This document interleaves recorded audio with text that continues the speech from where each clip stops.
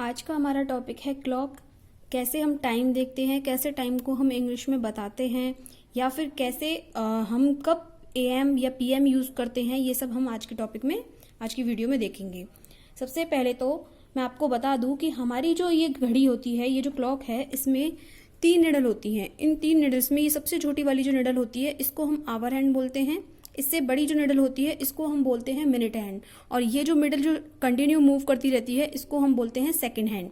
ये हमारी जो आवर हैंड है, ये जब एक डिजिट से दूसरी डिजिट पर आती है तो वो होता है हमारा 1 आवर। जब ये एक डिजिट से दूसरी डिजिट पर आती है, उसी के साथ साथ हमारी जो ये मिनट हैंड है, ये भी अपना एक पूरा एक राउंड कंप्लीट कर लेती है। मतलब 12 से ये पूरा राउंड कंप्लीट करके 12 पर वापस आ जाती है। तो इसको जब ये एक पूरा राउंड कंप्लीट करती है, तो ये जो छोटे छोटे डॉट आपको दे रखे हैं, हर एक डिजिट से दूसरी डिजिट के बीच में ये 5 पार्ट्स बने हुए हैं। तो 5 पार्ट्स इस तरीके से टोटल कितने हैं यहाँ पे 12 हैं।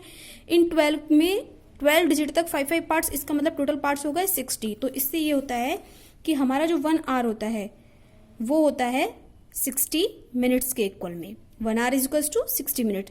ऐसे ही हमारी जो ये सेकंड हैंड होती है, जैसे ही हमारी ये जो मिनट हैंड है, ये एक इस छोटे वाले डॉट से दूसरे छोटे वाले डॉट तक आती है, तब तक ये हमारी जो सेकंड हैंड है, ये अपना एक राउंड कंप्लीट कर लेती है। तो इसलिए 1 मिनट इज इक्वल्स टू होता है 60 सेकेंड्स। ठीक है। अब क्या होता है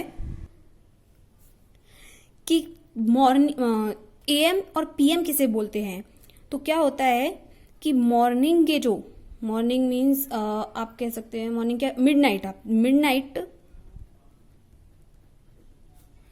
12 टू नून 12 तक का जो टाइम होता है, उसको हम बोलते हैं एएम। रात के 12 बजे से लेकर के दोपहर के 12 बजे तक का जो टाइम होता है, वो सारा आता है हमारा एएम में।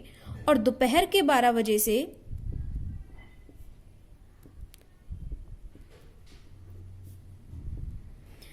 रात के 12 बजे तक का टाइम होता है पीएम। ठीक है। मतलब अगर मान लीजिए कि आपके सुबह के 5 बजे हैं, तो आप उसको क्या बोलोगे 5 AM। अगर रात शाम के 5 बजे हैं, इवनिंग में बचे हैं, तो उसको आप बोलोगे 5 PM। अब क्या होता है कि आपको मान लीजिए कि घड़ी में टाइम देखना है। फॉर एग्जाम्पल इसमें अगर हम देखें, तो अभी इस टाइम क्या हो रहा है, हमारी जो स्मॉल जो हमारी ये जो छोटी वाली निडल है, ये आवर एंड की, ये हो हमारी किस पर 3 पे। और इस वाली को आप देखोगे तो ये है 3 के जस्ट पास में ही है। तो अगर आप काउंट करोगे तो या तो आप एक एक काउंट कर लो, या आप डायरेक्ट देख सकते हो। देखो यहाँ तक 3 तक, ये कौन सी डिजिट है हमारी 3। तो आप इसको 5 से मल्टीप्लाई कर दीजिए, क्योंकि हमें पता है कि एक डिजिट से दूसरी डिजिट के बीच में 5 का डिस्टेंस होता है, 5 मिनट्स का डिस्टेंस होता है। तो आप इस 3 को 5 से मल्टीप्लाई कर दीजिए, 5 3 सा 15 और 2 डॉट और हैं, तो ये हो गया हमारा 3:17। क्या टाइम हो गया 3:17। ऐसे ही एक और टाइम देखें,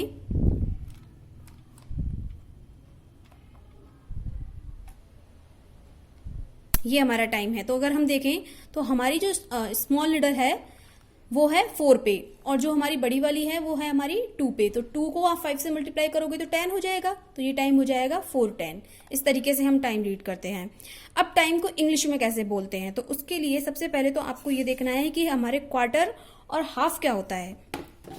आपके पास एक ये है, इसमें अगर हम देखें, ये 4 पार्ट्स बना दिए हैं, 1 2 3 4।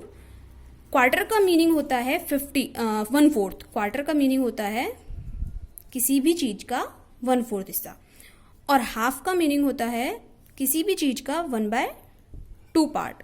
ठीक है। तो अब हमें पता है कि ये जो हमारी वॉच है, ये जो क्लॉक है, ये पूरी 60 स्मॉल पार्ट्स में डिवाइडेड है।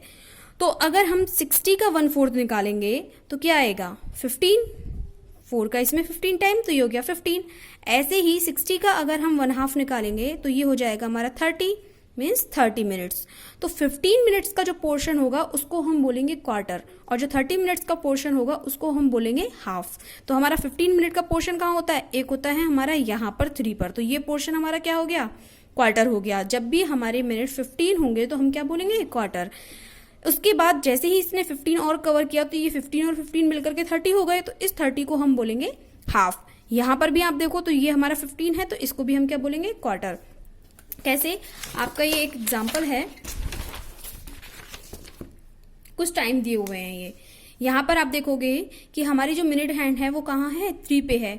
इसका मतलब कि टाइम को अगर हम वैसे देखें तो ये क्या हो रहा है, हमारी जो ये स्मॉल नीडल है वो है 3 और 4 के बीच में, और जिस 2 डिजिट के बीच में ये होती है उन 2 में से जो छोटी वाली डिजिट होती है उसको हम लेते हैं। तो ये हो गया हमारा 3, और ये हमारी किस पे है, 3 पे। तो 3 × 5 15, तो 315। अब आपको इसको इंग्लिश में पढ़ना है तो कैसे पढ़ोगे, 15 मिनट्स पास 3, या फिर क्वार्टर पास्ट 3। 15 मिनट को हम क्या बोलेंगे, क्वार्टर। अब ये पास्ट क्या है, क्या होता है कि जब आपका टाइम हाफ तक, यहां तक 6 तक आता है, इधर तक कोई भी टाइम हो रहा होता है तो हम उसके लिए पास्ट यूज करते हैं। जैसे कि अगर मैंने आपसे कहा 3:15, मतलब 3 बज गए हैं और 15 मिनट्स ओवर हो गए हैं, तो 15 मिनट्स ओवर हुए हैं तो इसका मतलब हम यूज करेंगे पास्ट। ये और थोड़ा आगे आया, यहां पे अभी क्या हुआ, यहां पर हो रहे हैं 6:30, क्या हो रहे हैं 6:30, तो मैं इसको क्या कहूंगी, 30 मिनट्स पास्ट 6, 30 मिनट्स पास्ट 6, या फिर मैं क्या बोलूंगी इसको, हाफ पास्ट 6, हाफ पास्ट 6 हो गया। अब इस वाले पे देखिए, अब इसने हाफ से ज्यादा निकल गया है। अब क्या हो रहा है कि हमारे, अब इसको हम 2 तरीके से कह सकते हैं, या तो हम कहेंगे 8:45 है, तो इसको आप कैसे बोलोगे कि भाई 8:45 हो गए हैं, मीन्स 45 मिनट्स पास्ट 8। या हम ऐसे भी तो कह सकते हैं 15 मिनट्स टू 9, मतलब 9 बजने में 15 मिनट बचे हैं। तो अभी सिर्फ 15 मिनट बचे हैं 9 बजने में। 8:45 का मीनिंग मतलब 9 बजने में 15 मिनट है, तो हम इसको बोलेंगे क्वार्टर टू 9। जब भी आगे के टाइम के लिए आप बोल रहे हो, जैसे कि कोई टाइम गुजर चुका है तो उसके लिए आप यूज करोगे पास्ट, लेकिन अगर आप आने वाले टाइम के लिए बोल रहे हैं तो आप यूज करेंगे टू, जैसे 15 मिनट्स टू 9। और देख लेते हैं, ये है आपके पास, इसमें अगर हम देखें तो अभी 5 बजने ही वाले हैं, कितना टाइम बच रहा है, सिर्फ 10 मिनट बचे हैं, तो हम इसको कैसे पढ़ेंगे, 10 मिनट्स टू 5। इसे हम यहाँ पे 50 मिनट्स पास्ट 4 भी कह सकते हैं, बट ज्यादा सही क्या रहेगा, 10 मिनट्स टू 5, मतलब 5 बजने में बस 10 मिनट बचे हैं। ठीक है, अब आपको समझ में आ गया होगा।